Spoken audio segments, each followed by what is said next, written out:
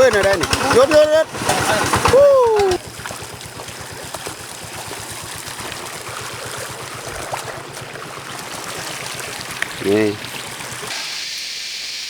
โอ้ในมันคือมะขามเนาะเรากินในมันบ่ทุกคนจะหน่อยผ่านโล่เพิ่นสิผ้าเฮ็ดนี่ผ่านวีซูมเบิ่งใกล้ๆโอ้จัดแล้วก็เลยนะเดี๋ยวทุกคนมาสบายดีทุกคนนี่ทางทีมงานเฮารถขึ้นอยู่นะประมาณ8 ชีวิตมื้อนี้พูดมาพี่แล้วก็คุณและซูมเบิ่งผู้ทุกคนแหละเห็นบ่เด้ผู้ทุกคนเห็นน้อยเดียวนี่ซูมเบิ่งซูมสุด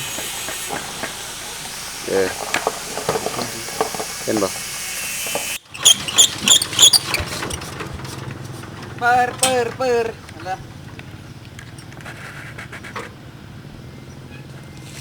แล้วก็ลูกชิ้นลิปิดกันนะ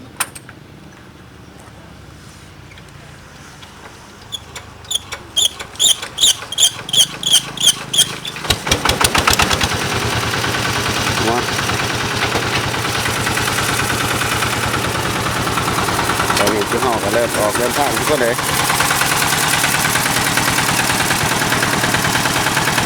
นี่นะทุกคนนี่มีน้องมา3 โต้นี่พาดเพิ่นเพื่อรถเพิ่นตอนนี้ก็ได้ออกนี่งานมาแต่5 บวกนี่คนเลยพูนก็คือเราเดินทางไปผู้ตัวนั้นไปจังได้ไปติดตามนำกันทุกคนมีอย่างตอนนี้ก็หอดหวยเลยนะทุกคนคือหวย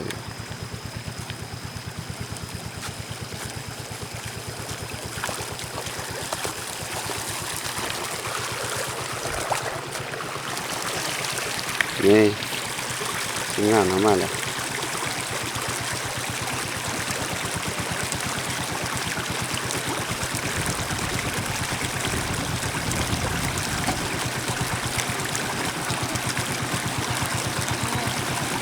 ม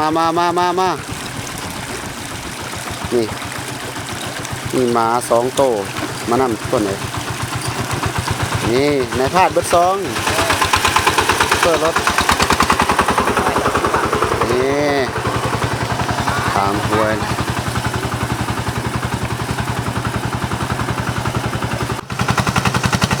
คนตอนนี้กำลังบื้นขึ้นค่อยกับพื้นซ้ำ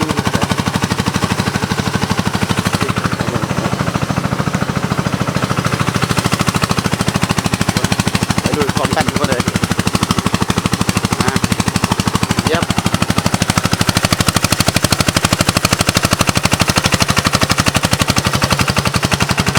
รถนี่เขาเฮ็ดพาขึ้นค่อยโดยเฉพาะคน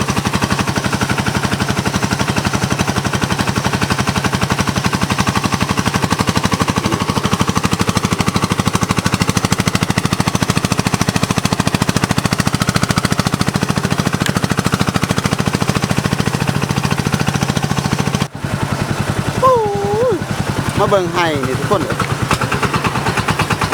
คือมากระเดียกระดอแท้ๆโอ้ไปเบิ่ง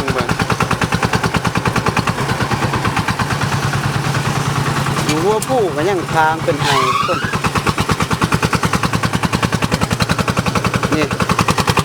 กระเบื้องขึ้นค่อยแล้วทางที่เขามาองยานี่ก็คือทางมาเบิ่งไห้สั้นบ่สั้นไปเฮ็ดจังไดไปทางจังไดนี่มาเบิ่งซักเอาแบบใดนี่โอนทางเข้ามาทุกคนเป็นบ่มาเบิ่งให้ สั่นเงือดหลาย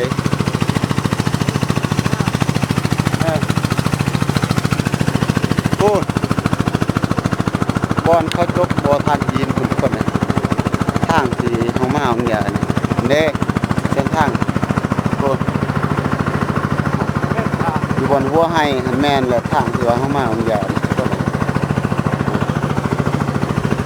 เดี๋ยวจะน้อยเขาขึ้นไปบนสูงๆแล้วจะสุดท้ายอีกเทื่อหนึ่งส่วนตอนนี้เขากับสีผ้าไปเบิ่งให้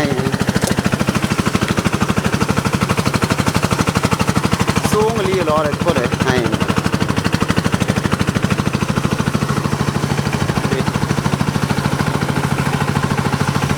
นี่เลยทุกคน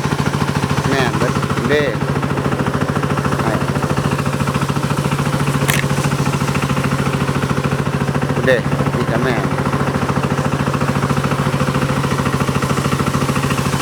ย่อมใจทุกคนเลยนี่มาเบิ่งทุกคนวิธีชีวิตชาวไร่ชาวนาให้กับสั้นๆนี่ผูกคืออยู่หลุมพูดทางเข้ามาตะกี้ไอ้เด้มันมีเพื่อนเด็กทุกคนเด็กนี่รถเข้ามาหอดแล้วทุกคนเลยบืนขึ้นค่อยว่าแม่นธรรมดาของยา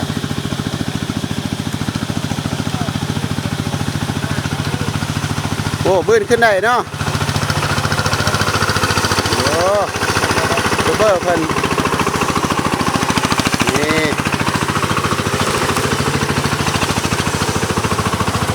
เห็นบ่เครื่องเต็มเลยทุกคนเลย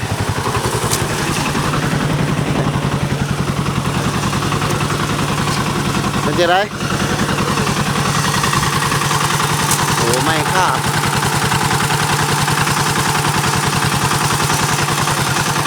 เดี๋ยวทุกคนเราขอปิดกล้องถ่ายก่อนแต่ว่าแถวนี้เราเห็นหมู่มันงามก็เลยถ่าย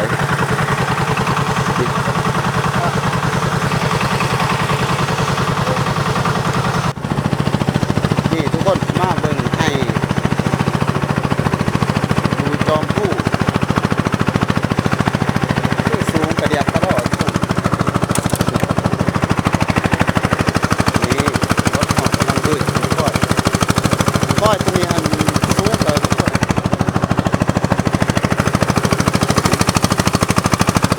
เบิ่งให้เงือดแห้งทุกคนนี่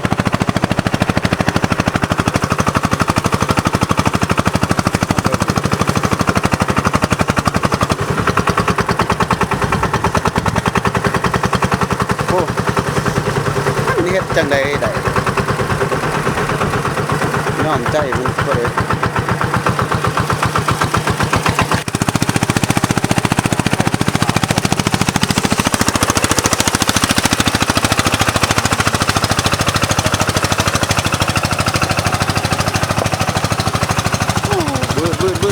บืน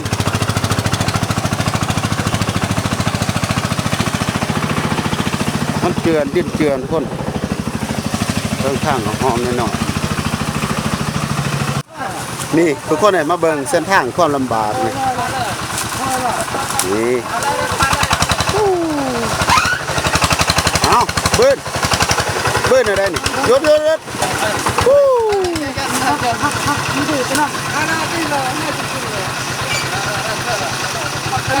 ตลาดขนาดโหดขนาดทุกคนเลยมาเบิ่งเพราะว่าตีนล้างมันตกสภาพเส้นทางนี่ก็ยังยากอยู่เลยทุกคนเลยพี่เดี๋ยวเราไปเบิ่งดูน้ำกับนี่พี่ขนาดเส้นทางยังลำบากทุกคนเลยนี่ตีนมันยกล้อเลยเป็นข้อมักย่างปลาในระหว่างทางนะทุกคนเนาะนี่ช่วงนี้เดินทางปากอะหมักใหม่ก็หลายทุกคนเลย ได้ละบ่ได้ละบ่นี่คนเลย Gini gini gini. นี่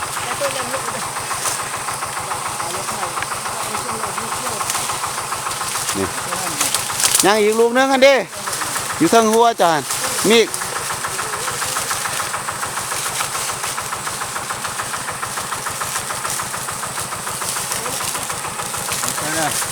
มีแต่ดิบของเจ้า Ni. ไปผ่าน Ni lah. Yang pa pinang ơi. เบิ่งกินให้เบิ่งนะเบิ่ง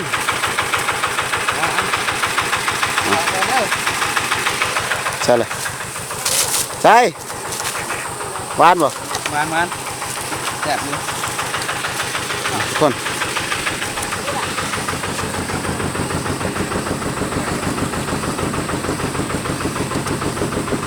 มันย่างปลาทุกคนเลย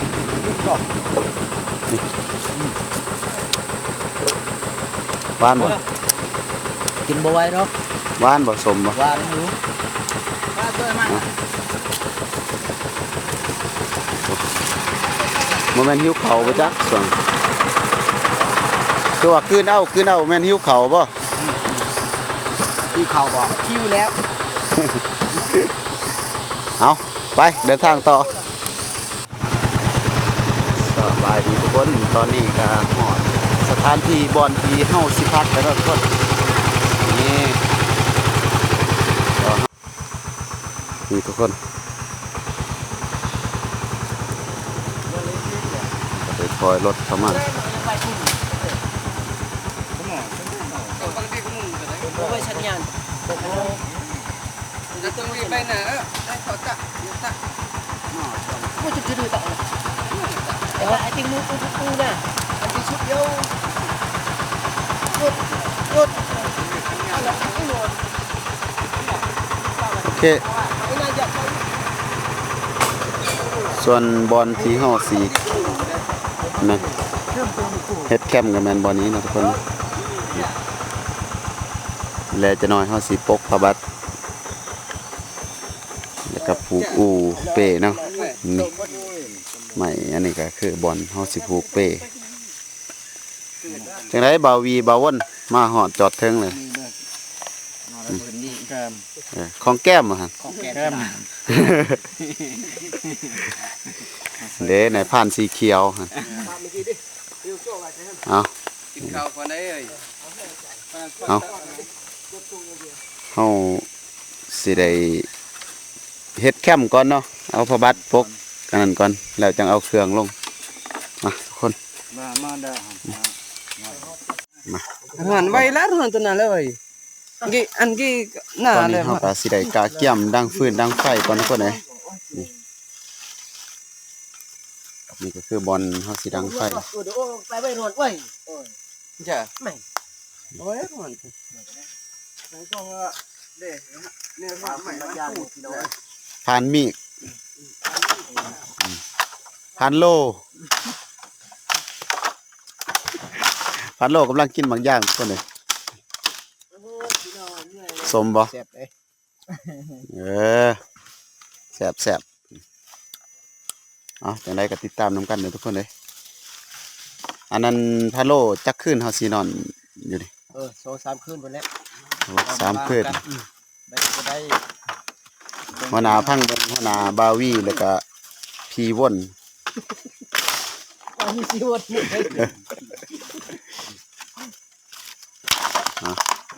พูดอันนั้นเองนะฮะ Bằng sup nè. นายพรานเองนะฮะ Con chẳng phải. โอ้มักย่างปลาหลายทุกคนเอ้ยจะหน่อยเฮาสิไปจอบบางย่างปลาเนาะผ่านเขียว Dạ. Phun là phù cái đăng phun đăng phải đi. เฮานี่มาซื่อๆได้เป็นมือกล้องซื่อๆนี่หมูดาวหัวลำหลักรับหลังบ่าววนรู้สึกจะได้มาไกล 10 là. ไปแล้วโต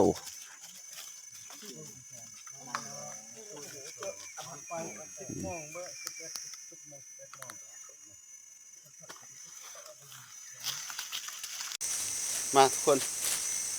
ตอนนี้เพื่อป้องกันอย่าฝนตกทุกคนเลยเราก็ต้องได้เอาผ้าบัดปก เอาป่าพี่น้องเอ้ย เฮ็ดหลังคานี่ก่อน นี่แหละทีมงาน บอนคือว่าเฮาสิพักอาศัยบ่ฮู้ว่าจักมือเนาะแต่ว่าทางหัวหน้าทีมเพิ่นว่า2 มื้อ2 มื้อ2 คืน ลองเฮ็ดไปไว้น่ะกัน นี่ดองนี่เหล้าขาว ข้าวมัน เอาอะไรก็เฮาเฮ็ดแคมป์ก่อน ลอง เพื่ เฮ็ อ ด ค ไป วาม เลย ปลอดภัย ลอง ทุก เฮ็ ค ด น ไป ว่าเฮาอยู่ป่าถ้าฝนตกไปเครื่องเฮาสิเปียก กินอันนี้ เฮาก็ต้องได้เฮ็ดแคมป์ก่อนนะ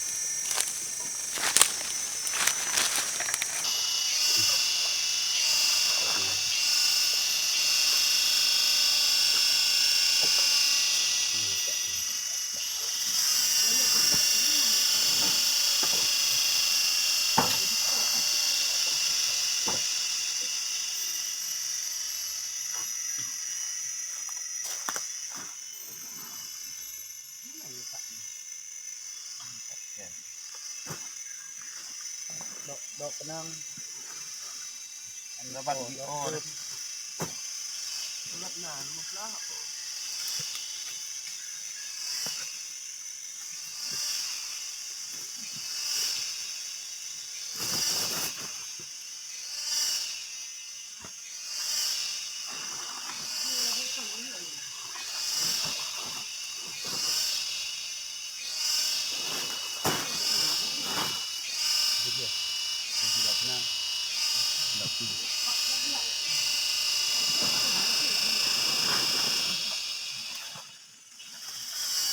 เอา เรื่องอะไรนะก็ไม่บาดอะไรบาดอะไร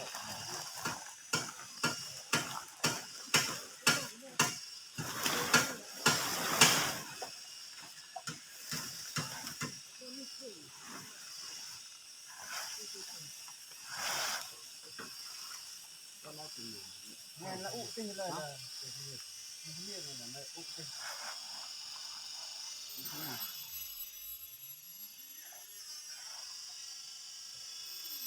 ดูติเลย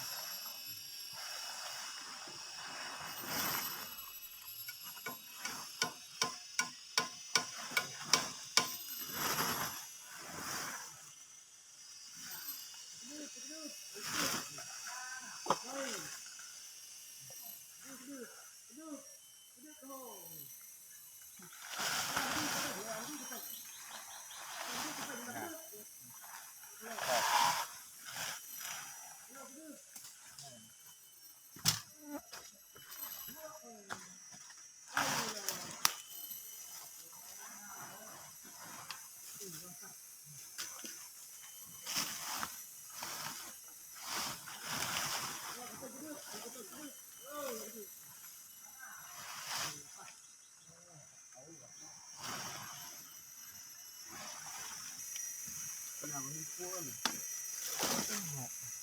Cok ni pernah tu.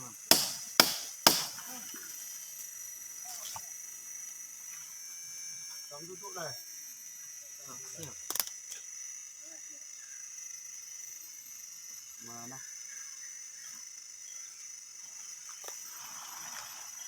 Ini tenang. Coba kuping dulu. Nah. Ya. Chắc dạ ra được rồi. Abi. Mày chắc dạ được rồi. Mày chắc dạ được rồi.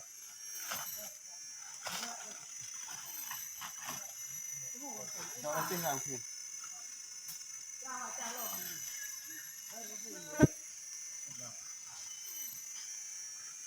Dạ không gì này.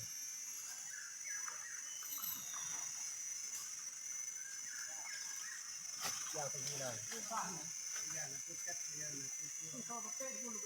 Jangan apa kah? Siap untuk. Saan lah. Tak pergi lah lah. Yang pergi lah. Tak yang. Nak dia. Tak mak. Nala tu eh nala. Nala. Tak untuk sinasi tak tunjuk. Tunjuk nang lah tunjuk. Tunjuk. Nah. ข้าวไอ้นี่แค่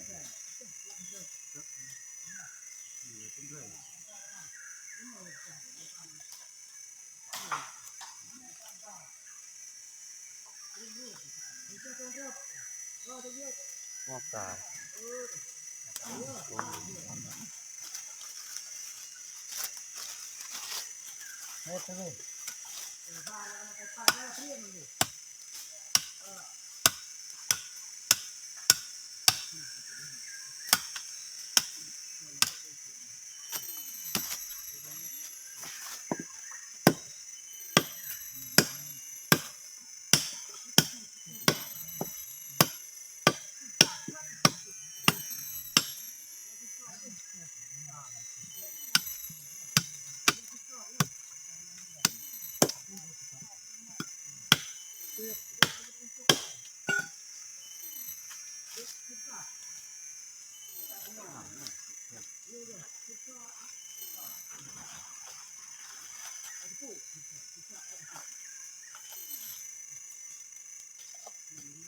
แม่มันจะกลายมาพูดจะไปยังไงนะคือไปยังไงยังพอจะนานไปเลย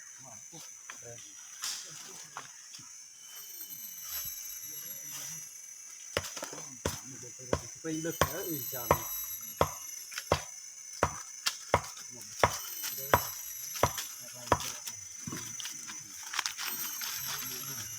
เล็กก็เศร้า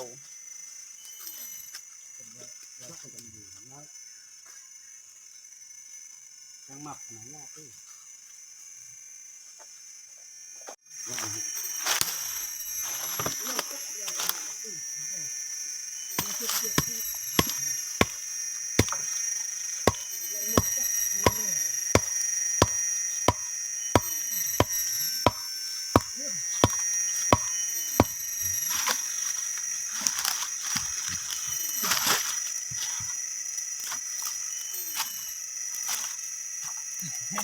ลองเอาไปพูดก็เลยลอกแน่กัน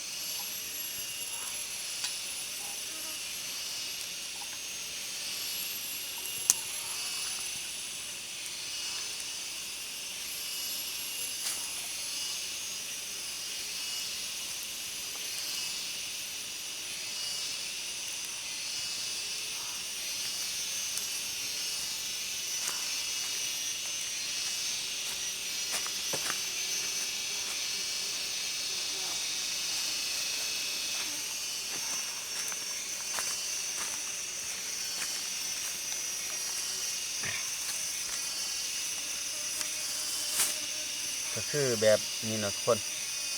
เพราะว่าตอนนี้หลังจากที่ว่าเฮาได้เฮ็ดอันนี้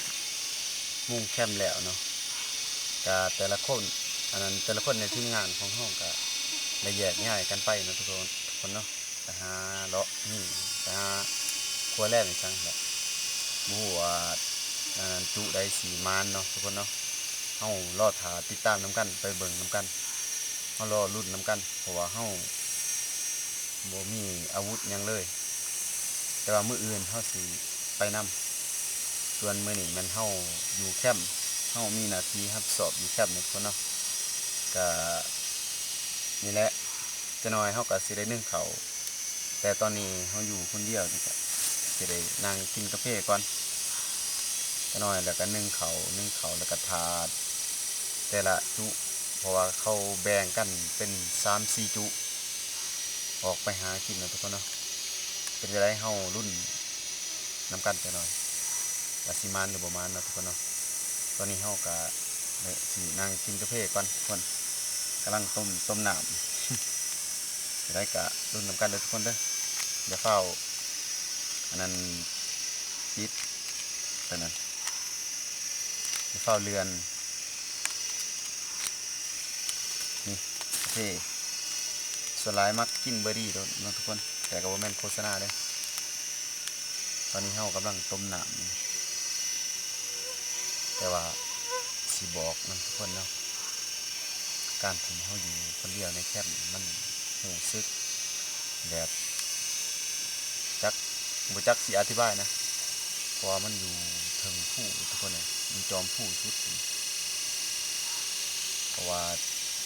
เฮาขึ้นไปบางเสานี่ก็สูงเติบทุกคนเลยแต่เฮาเสียดายเฮาบ่ได้ถ่ายเบิดตลอดเส้นทางนะทุกคนเนาะเฮาถ่ายเป็นบางส่วนบางบอนนะทุกคนเป็นหยังเป็นจังได๋ก็สิอันนั้นขอโทษนำเพราะว่ากล้องเฮานึงมามันสิเพ่แน่แล้วก็แบตก็บ่ทนแบตมีแต่ก้อนเดียวเฮาอาศัยแต่ว่าถ่ายบางจุดบางบอนซื่อๆแล้วก็สำคัญที่สำคัญมันมื้ออื่นเฮาก็สิไปนำเฮาสิบ่อยู่แคมป์มื้ออื่นเปลี่ยนผู้ใหม่อยู่แคมป์เฮาก็สิไปนำไปเบิ่งตัวจริงสถานการณ์ตัวจริงนะทุกคนนะเฮาสิไปเลาะตัวจริงมื้ออื่นมีแต่ตอนนี้เฮาก็สิได้กินกาแฟก่อนมาไปกินน้ำกันนะทุกคนเด้อจังซี่แหละอยู่ป่าเฮ็ดหยังก็มันก็สิสบายใจหน่อยจักหน่อยบ่คืออยู่บ้านเฮาก็ต้องได้เร่งใส่น้ำเวียกน้ำงานในครอบครัวนะทุกคนโอ้ยเฮียล่ะ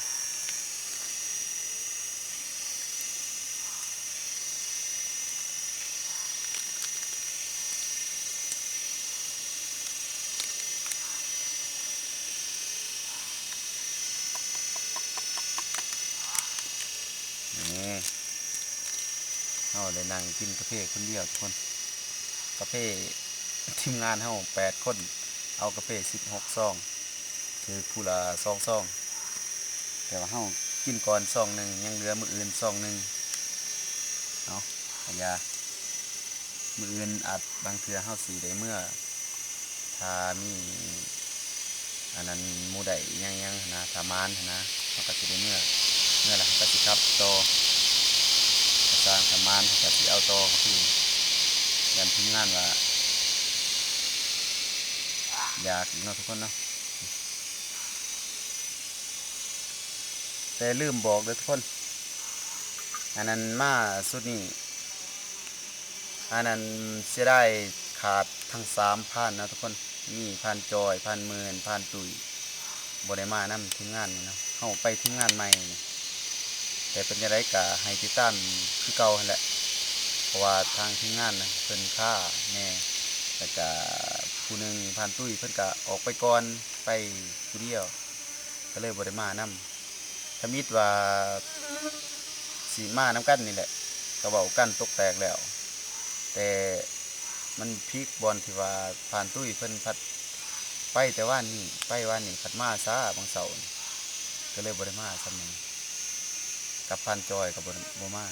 จังไดก็อันนั้นก็อย่าลืมติดตามนำกันหั่นแหละถึง3ผ่านหันบ่มาก็ทางทีมงานนี่ก็8คนหลายเติบเฮาก็มารอรุ่นนำกันตัวนี้เนาะมาทุกคนมากะทิแซ่บๆหอม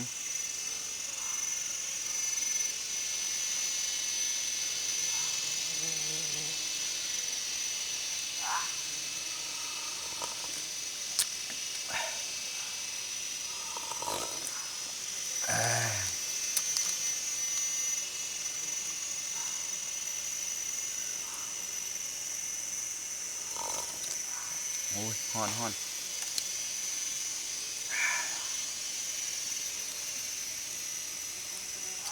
นี่ทุกคน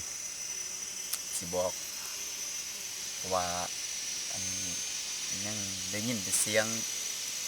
จักจั่นเสียงกบเสียงเขียดเนาะเพราะว่ามันเป็นอยู่คู่อยู่เพิ่งคู่มันก็ยังสัตว์สาวสิงก็ยังอุดมสมบูรณ์แน่ว่าซั่นแต่ว่าคันอยู่บ้านหันเฮาสิบ่ได้ยินเนาะอันคือคลิปแต่ละคลิปอันเฮาบ่แม่นเฮาขึ้นผู้เฮาไปแบบปีนผู้ซื่อๆอันนี้อันอยู่จอมผู้ห่างจากบ้านหันประมาณอยู่10 ปลายกิโลคนนี้ สิพาทุกคนไปเบิ่งบรรยากาศรอบๆทุกคนนี่ทุกคนนี่อันนี้ก็คืออยู่ในแคมป์ของเราเป้เขายังพันในมัดเบิดมาทุกคนเนาะมันมี2 คนบ่มีเป้ทุกคนก็ได้ห้องใหม่สิได้นอนพื้นนะส่วน6 คนมัน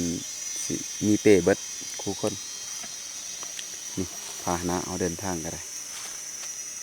ก็มี2 คันมีรถซิ่งแล้วก็รถจักรนำทุกคนนี่สิพาทุกคนไปเบิ่งหมากใหม่โอ้ว่ากินได้หรือบ่ทุกคนเลยบรรยากาศอยู่ป่าก็เป็นสีทุกคนเลย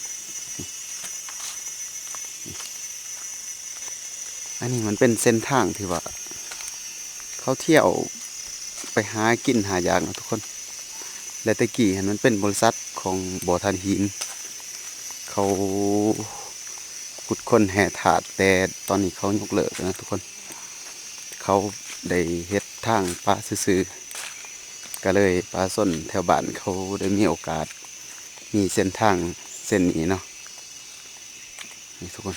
ทุกคนว่าดอกอย่างนี้ทุกคนเบิ่งกันทุกคน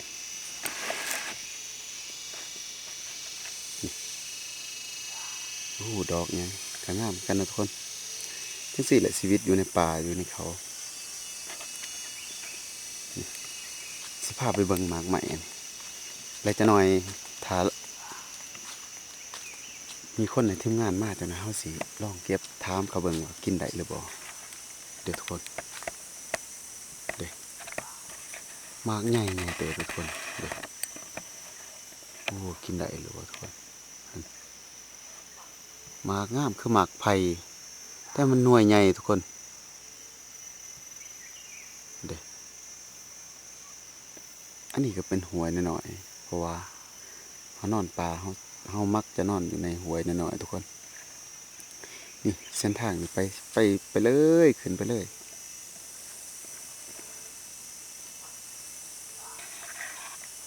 จะได้กะรอถารุ่นน้ำกันเนาะทุกคนเนาะเขาอันนั้นถาทีมงานมาสิมานี่ยังแน่เฮารุ่นน้ำกันรอถาเบิ่งเด้อทุกคนตอนนี้เฮาก็ปิดกล้องอีกเทื่อหนึ่งมาแล้วคนโอ้โหสิมานี่ยังเต็มกระเป๋าอยู่มียัง แล่น มานบ่ใช่เบิ่งเบิ่ง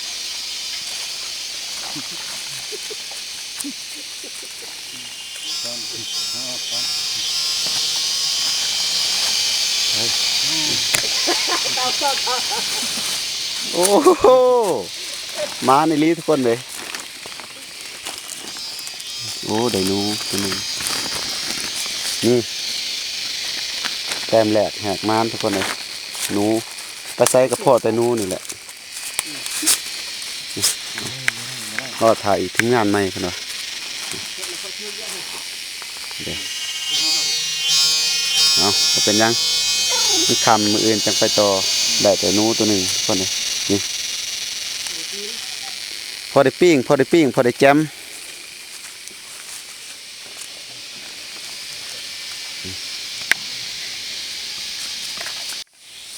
กินได้บ่พ่านนี่เป็นสันเอาบางอย่าง กิน นี่ ดอกทุกอย่างนี้ไว้ชิม กินบ่ได้บ่ลองแกะเบิ่งอันนี้แกะนี่แกะ เนี่ยมัน จะลองแกะเบิ่ง ห่า ที่ไหนเนี่ยกระดอบเนี่ยตะอีหนาไปลำแต่ละอย่างดอกนี่เบิ่งคือเป็นตะกินขนาดเดี๋ยวเพิ่นสิลองแกะเบิ่งก่อนในมันเป็นจังไดแล้วจากเบิ่งในมันเป็นจังไดบ่แตกว่ะโอ้แข็งขนาดเนาะ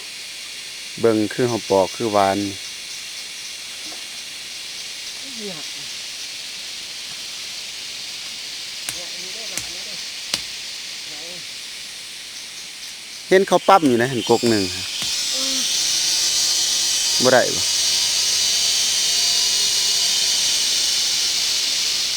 นี่มีในมันบ่ได้ซ้ำป๊าดโถ่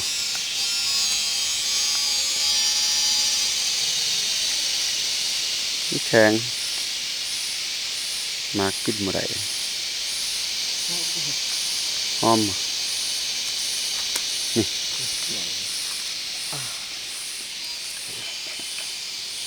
โอ้ในมันเป็นแบบนั้นดำ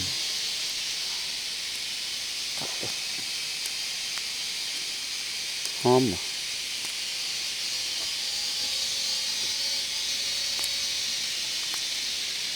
นี่เด้กกนี่ทุกคนเลยนี่ใครเคยกินเนี่ยคอมเมนต์มา อุ้ยยากมากอันนี้เด้อ เนี่ย เอาผ่าได้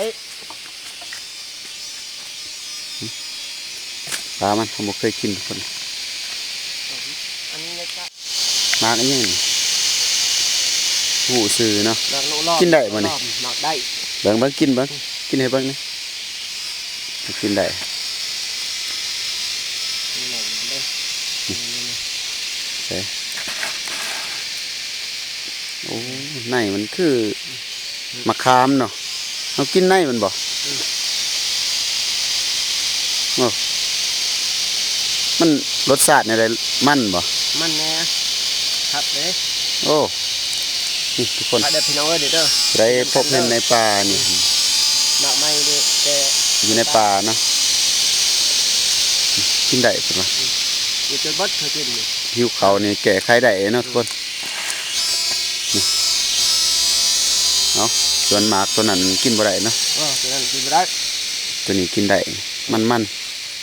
คล้ายๆคือรสชาติในมะขามต้นยังดิบทุกคน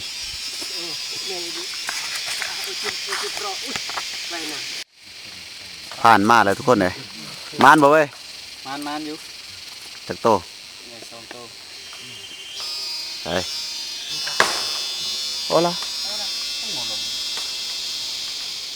โลกเนยอยู่ดีๆ2โตเนาะโอ้มานทุกคนเลย2โตกระแตตัวหนึ่งกระเหาะตัวหนึ่ง